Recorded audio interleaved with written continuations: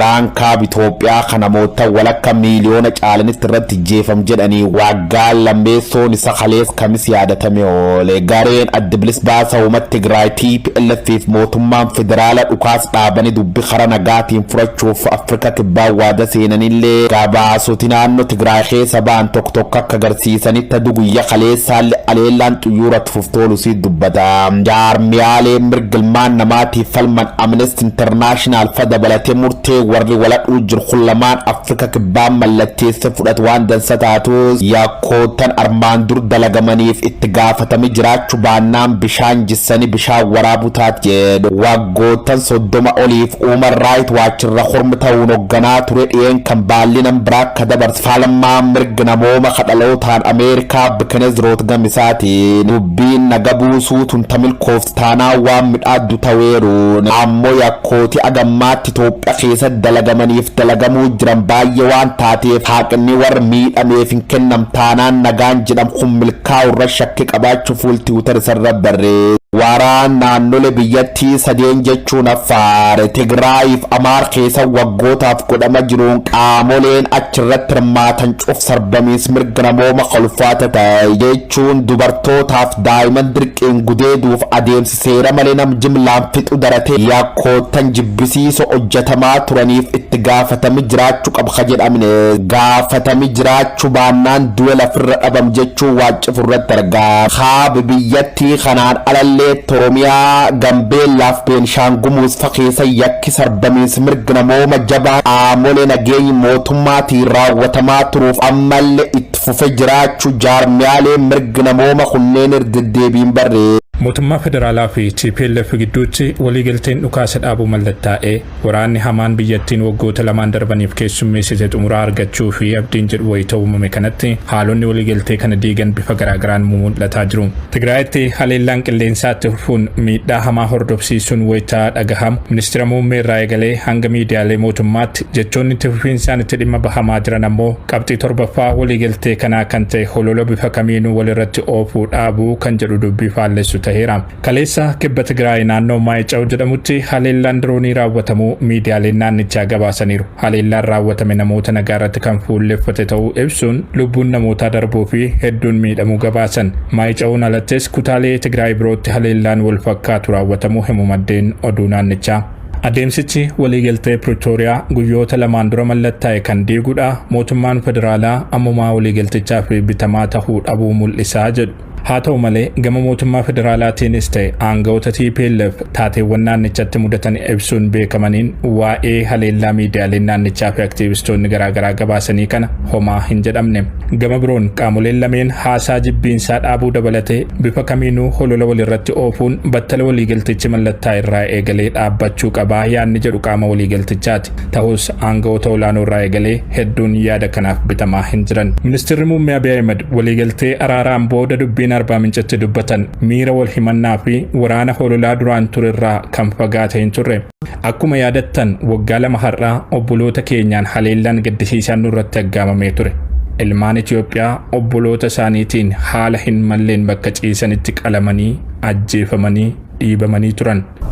ለመላው ትግራይ ህዝብ ማስተላለፍ የሚፈልገው መልእክት uummata Tigraay hundaaf ergaan dabarsuu barbaadu waraanni hin barbaachifne miidhamni hin barbaachifne adeemsi Itoophiyaa qaama biraaf saaxiluu asirratti nu haa gahuu kan jedhudha. Miirri wal himannaa fi dubbiin holola walirratti oofuu kun miidiyaalee mootummaa tokko tokkoo fi deeggartoota paartii aangoorra jiru birattillee kan mul'ate ture.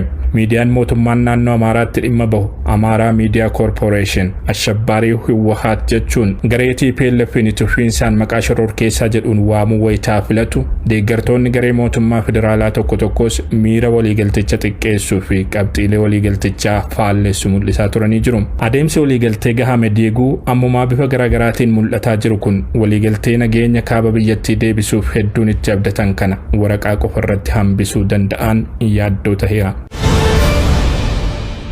Miseensa maatii isaa dabalatee gandanni jiraatu keessaa hanga ammaatti madoowwan sababa yaala fayyaa dhabaniif du'an lakkoofsaan 10 qaqqabu OMN hima jiraataan magaalaa Biilaa ganda 01 irraa dubbifne. Wiixata waaree booda battala haleellaan diroonii magaalichatti raawwatetti namoonni nagaa 80tti dhihaatan magaalaa walakkaatti haala suukanneessaan ajjeefamuu isaanii kan himu maddi keenya kun namoonni 30 ol miidhaa qaamaaf waan saaxilamaniif gara buufata fayyaa fi kiliinikoota dhuunfaatti geeffamanii akka turan himu. Miidhamtoota kanneen keessaa isaan wal'aansi dhaabbata fayyaa olaanaatti isaan barbaachisullee akka turan himuun ta'us garuu sababa daandiin cufamee jiruuf gara hospitaala Najjoo yookaan Gimbii geessuun akka hin danda'amin hima. Amma egaa gaafa haleellaan kun raawwateeti magaalaan Biilaa jechuudha.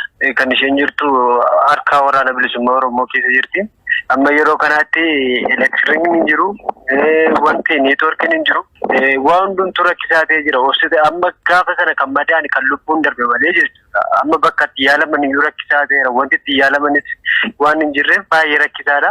Amma ammaatti namni yoo du'an lubbuun isaanii darbe kan ofii keenya amma harkaa qabnuuf kan ofii keenya beeknu jechuudha. Amma akka ganda keenyaatti jechuudha. Barattoota aanaa Biilaa keessa taa'anii baratan ganda Tuulii keessaa qofaa jechuudha. Kan miidhamanii namoota 10 guutaniiru kanneen.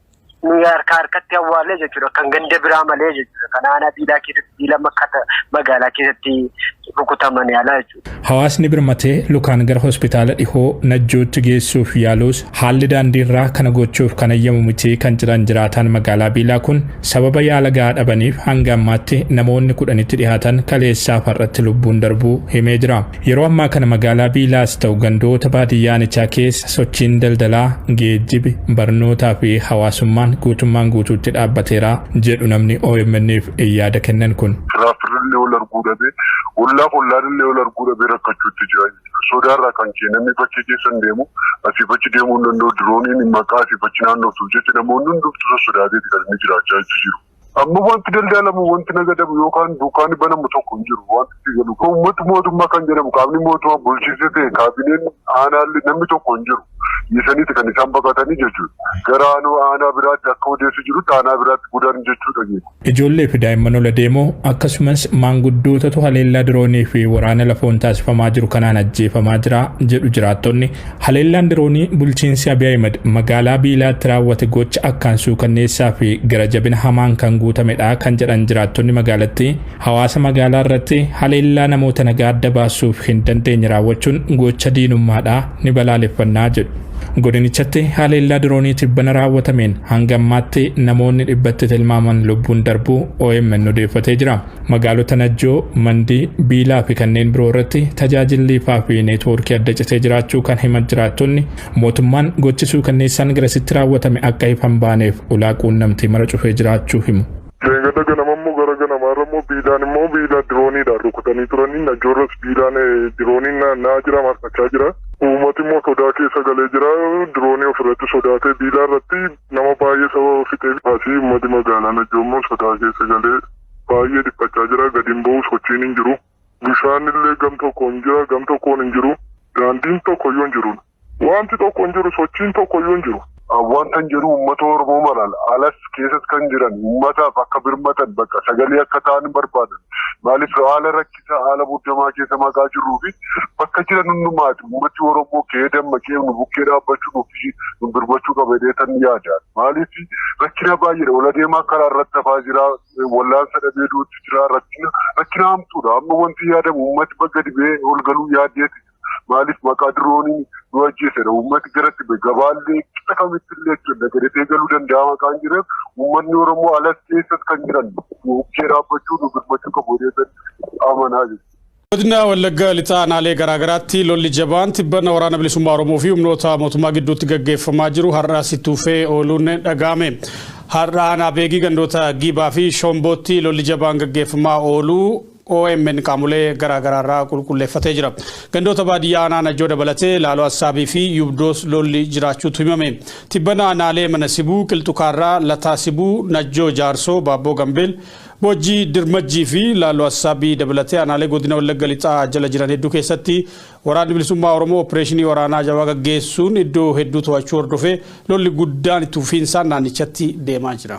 shanitti waamichi yuunivarsiitii taasifamus barattooti godinaalee Wallaggaa sadii sababa wal waraansaa waraana bilisummaa Oromoo fi mootummaatiin danqamnee jirraa jedhu. Barataa yuunivarsiitii yeroo ammaa kana karaa itti malu dhabee rakkachaa jiru ta'uusaa OMN'if himuun namni yaada kenne tokko akka jedhutti Dambidollootii haga Naqamteetti karaan erga cufamee torban ta'uuf deema. Yuunivarsiitii inni itti baratu ammoo barattooti gara mooraatti akka deebi'aniif akkanumas galmeef jecha guyyooti daangeffamee ture xumuramaa jiraachuu hedduu nu yaaddeessee jira jedhe.